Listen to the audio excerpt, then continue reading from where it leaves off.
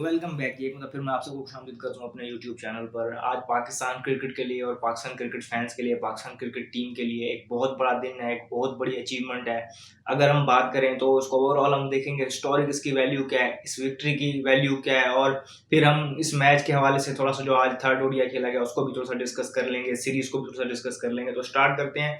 देखें, पाकिस्तान क्रिकेट में अगर हम पिछले कुछ अर्से से देखें तो एशिया कप 2023 वाले के बाद हम देखें, जो इंडिया वाला मैच था उसके बाद हम देखें तो हमने बहुत ज़्यादा लोज जो है वो तय की हैं।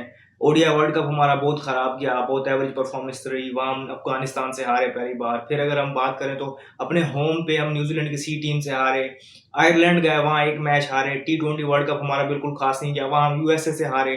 फिर हमें होम पे बांग्लादेश आके जो है वाइट वॉश करके चली गई। तो हमारी जो जो थी, अगर हम ग्राफ देखें तो हमारा लो की तरफ जा रहा था, हम बिल्कुल रॉक बॉटम को हिट कर चुके हुए थे, ब्लीव उठ रहा था। और हिस्ट्री के अगर हम बात करें तो हम सबसे लोवेस्ट पे फील कर रहे थे as a cricket fan Pakistan के।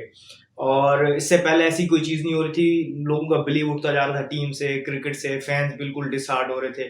लेकिन हमने वहाँ देखा कि अभी पिछले कुछ अर्से से अगर हम देखें लास्ट 2 मंथ्स में, तो हमने इंग्लैंड को वहाँ पर 1-0 जाने के बाद बिहाइंड से आके सीरीज को 2-1 जीता अपने होम पे, कंडीशंस चेंज करके। फिर हम बात करें तो हम ऑस्ट्रेलिया आ रहे थे।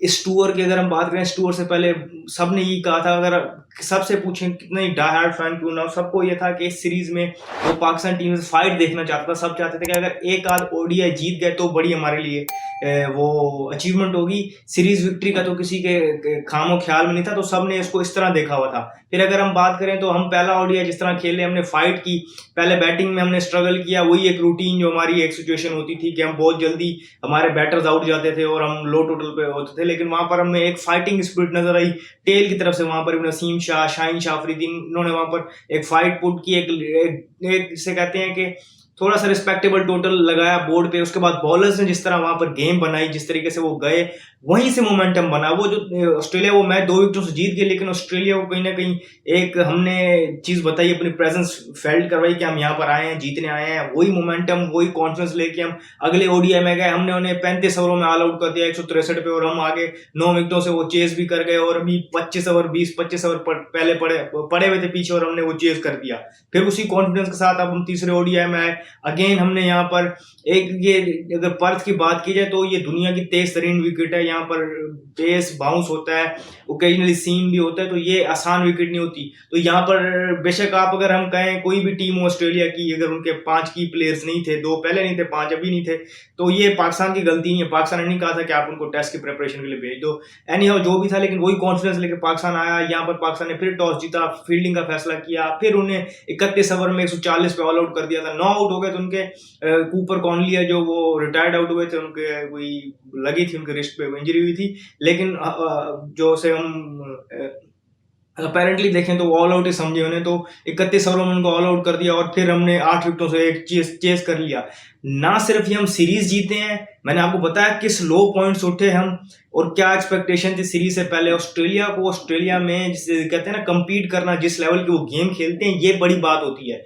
और वहां पर एक ओडीआई जीतना, एक मैच जीतना, वो उससे बड़ी बात होती है। यहाँ तो हम उनको सीरीज हरा के जा रहे हैं, और कैसे हरा रहे हैं कि पीछे से आके हम पहला मैच हारे थे, फिर हमने वहां से उनको सीरीज हराई, और अगले दोनों मैच जो हमने कंफर्टेबली जीते हैं, और जिसे कहते हैं कि लेंथों से मारा है उन्हें, और कन्विंसिंगली विक्ट्री ली है। उनको वहां पर बाकायदा बैशिंग की है उनकी, उनको वहां पर उनके होम टर्फ पे उनको बताया है कि जिस तरह उनके कमेंटेटर्स कह रहे थे, वहां पर ग्रेट्स बैठे हैं, एडम गिलक्रिस्ट जैसे, वसीम अकरम जैसे, ये सारे वहां पर ये बात कर रहे थे कि पाकिस्तानी पेसर्स ने उन्हें बताया कि इन कंडीशन में कैसे फास्ट बॉलिंग करनी है। बेशक पहले 2 मैचों में उनके जो पेसर्स थे उनको वो भी अगर बात करें तो वहां पर भी उनको भी बताया कि हमने उन्हें आउट बॉल किया है। फिर अगर हम बात करें तो हमारे ओपनर्स ने उनके बैटर्स को बताया कि बैटिंग कैसे करनी है। दूसरे और तीसरे ओडीआई में देखें, चेस हम लो टोटल करने आए हुए थे, इसमें कोई शक नहीं कि टोटल को इतना बड़ा नहीं था, लेकिन ऐसी सिचुएशन में, ऐसी कंडीशन में आपको नहीं पता होता कि सडनली आपका स्टार्ट ऐसा हो गया, आप 10 पे 2 या 3 आउट हो तो कुछ भी हो सकता है। ऑस्ट्रेलिया ऐसी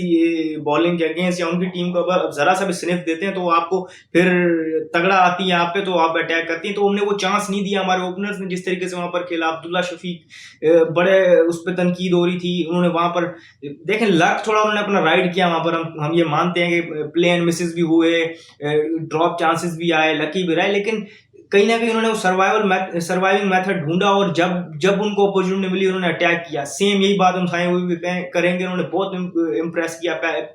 सेकंड ओडीआई में उन्होंने 82 रन बनाए, आज उन्होंने 42 बनाए।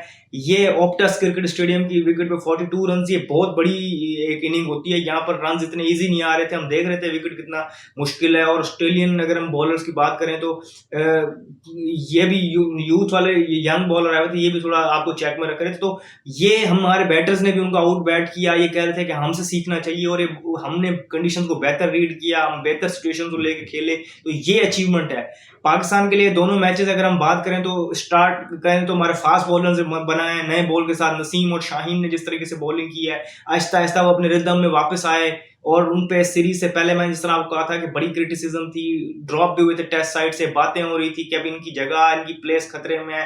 तो आना, और जिस तरह उन्होंने पहले ओडीआई में पहले बॉलिंग की, फिर सेकंड और थर्ड में इस तरीके से उन्होंने न्यू बॉल के साथ स्टार्ट दिया, फिर उनको बैक किया। अगर हम बात करें तो विकेट्स के साथ बैक किया। हारिस रऊफ हमारे जो कहते हैं कि विकेट टेकर थे, एक्स फैक्टर थे, उन्होंने कंटिन्यूसली आके ऑस्ट्रेलियन बैटर्स को ट्रबल में रखा। 10 विकेटें ली उन्होंने सीरीज में, आज उन्होंने 2 विकेटें ली, एक सेट बैटर शॉर्ट की विकेट ली, फिर उन्होंने मैक्सवेल को तीसरी बार सीरीज में आउट किया, जिसमें से 2 बार उनको डक पे आउट किया उन्होंने। तो ये चीज उनका कैरेक्टर प्रूव करती है।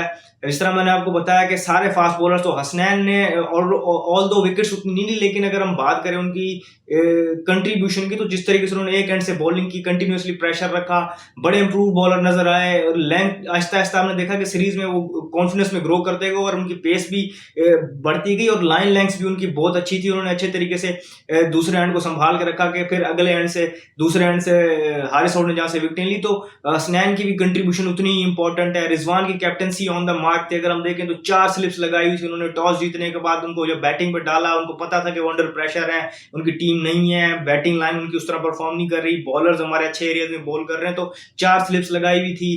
Catcher through out the series हमने देखा उन्होंने लगाए हुए थे। बॉलिंग चेंजेस देखें अगर हम, तो उन्होंने ये नहीं सोचा कि 10 ओवरों के बाद, 15 ओवरों के बाद चलें। ओल्ड कैप्टनसी वे ये होता था कि चलो यार हमें अपने 5वें बॉलर के 10 ओवर निकाल लें। तो हम पहले देखते थे कि होता था कि हम पार्ट टाइमर तरफ चले जाते थे, लेकिन अभी हमें पता था कि हमें 40 ओवर्स के अंदर ही आउट करना है। और अभी ये जिस तरह मैं हमेशा कहता हूँ कि गेम को यहीं किल कर दें, तो वही जो जहां अपॉर्चुनिटी नजर आई उनको वहां पर वो किल के लिए गए, अपने मेन बॉलर्स को लाए, जिस तरीके से उन्होंने बॉलर को रोटेट किया, फील्ड प्लेसमेंट लगाई, बॉलर्स ने फिर उनको उस तरह रिस्पॉन्ड भी किया।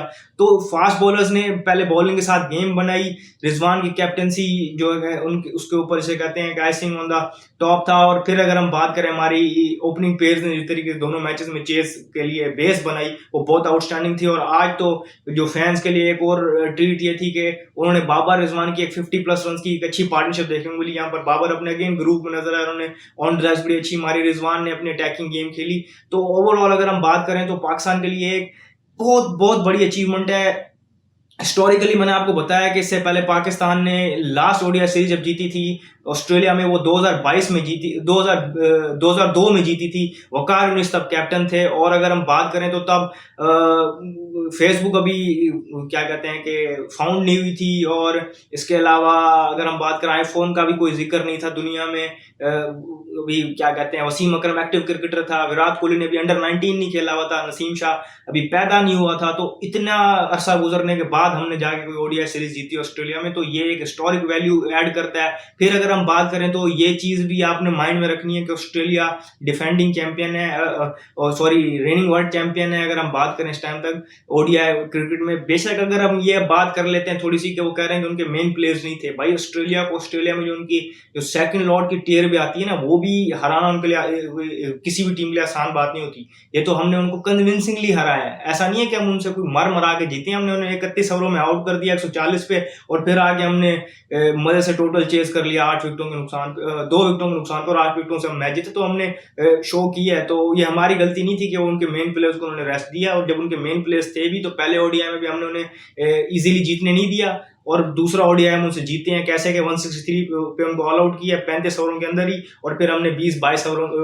20-25 ओवरों में वो टारगेट चेज भी कर लिया और 9 विकेटों से हम वो मैच जीते। तो ये बात नहीं करनी किसी ने कि रंग में भंग डालने वाली कि ओहो बी टीम थी, सी टीम थी। भाई कोई ऑस्ट्रेलिया को ऑस्ट्रेलिया में हरा के आ रहे हैं। कब जब हम 1-0 डाउन थे, मैंने आपको बैक स्टोरीज बताई, कोचेस का मसला अलग चल रहा था, मैनेजमेंट की स्टेबिलिटी नहीं थी, कोई स्पॉट जो हम कहते हैं अपने स्पॉट ऑफ बॉर्डर में थे, क्या होगा हमारे साथ, और नए लड़के ज्यादा हम लेके चले गए थे, कैप्टन नया था। मैंने पीछे आपको सिचुएशन बताई, ओडीआई क्रिकेट हमने साल से खेली नहीं हुई थी, तो हमने वहां जाके उनको आउट परफॉर्म किया।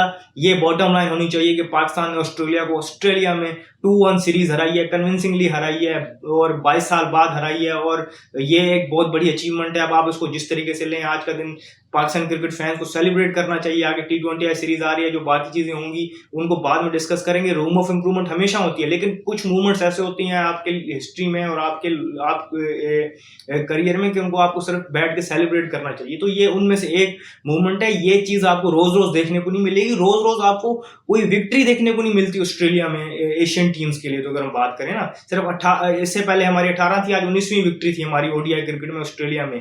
55 इनिंग्स में हमारी ये 19वीं 55 मैचेस में हमारी 19वीं विक्ट्री थी, और इससे कम जो है इंडिया की शायद 16, सॉरी श्रीलंका की, फिर इंडिया की 14। तो ये आप यहाँ से अंदाजा लगा लें कि एशियन क्रिकेट टीम्स का वहां जीतना कितना मुश्किल है, ये कितना बड़ा इवेंट होता है। तो हम तो सीरीज हरा के जा रहे हैं, तो हमें इस चीज पे प्राउड फील करना चाहिए, और इस चीज को ये लाइफ टाइम में एक बार आने वाली चीज है, तो उसको सेलिब्रेट करें और क्रिकेट टीम को सपोर्ट करते रहें। जहां इंप्रूवमेंट की जरूरत है उनको हाईलाइट करते रहेंगे। इस वीडियो में फिलहाल इतना ही, मुझे दीजिए इजाजत, शुक्रिया, अल्लाह हाफिज।